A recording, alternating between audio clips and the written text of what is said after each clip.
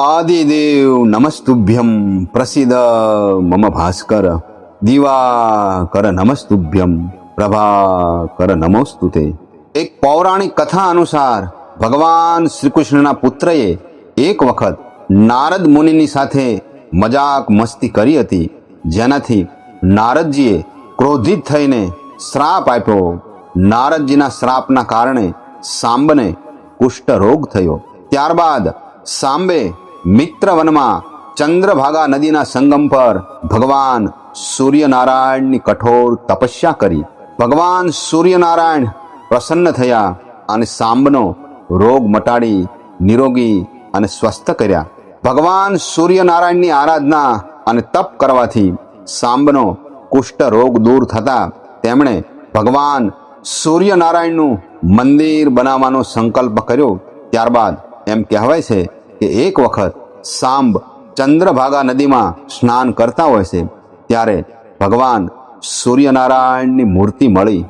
ત્યારબાદ જેનું નિર્માણ વાસ્તુશાસ્ત્રના નિર્માતા સ્વયં ભગવાન વિશ્વકર્માએ કર્યું હતું, તે સ્થળે મિત્રવનમાં ભગવાન સૂર્યનારાયણના મંદિરનું નિર્માણ કર્યું। ભગવાન સૂર્યનારાયણનું મંદિર ભારતના ઓરિસ્સા પ્રાંતમાં કોણાર્ક નગરમાં આવેલું છે। કોણાર્કનો અર્થ થાય છે કોણ વત્તા અર્ક, અર્કનો અર્થ થાય છે સૂર્યદેવ।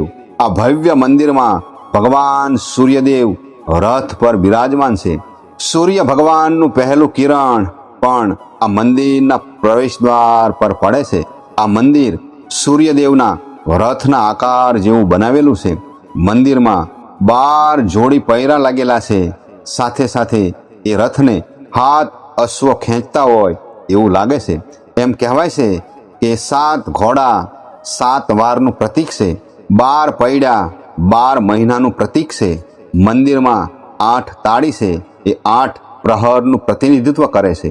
એમ કહેવાય છે કે 13મી સદીમાં પૂર્વી ગંગવશના રાજા નરસિંહદેવ પ્રથમે મંદિરનું નિર્માણ કર્યું હતું।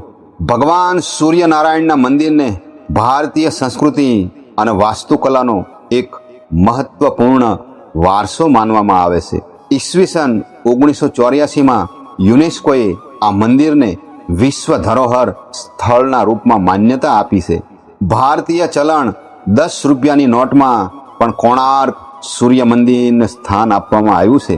એમ કહેવામાં આવે છે કે મંદિરમાં એક વિશાળ ચુંબક લગાવવામાં આવેલું, જેના કારણે સમુદ્રમાં આવતા વહાણ મંદિર તરફ ખેંચાઈ આવતા।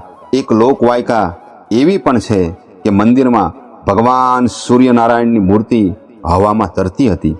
ભારતીય સંસ્કૃતિનો ભવ્ય વારસો એવા કોણાર્ક સૂર્ય મંદિર અને એમાં બિરાજતા ભગવાન સૂર્યનારાયણને આજે આપણે ભાવથી વંદન કરીએ।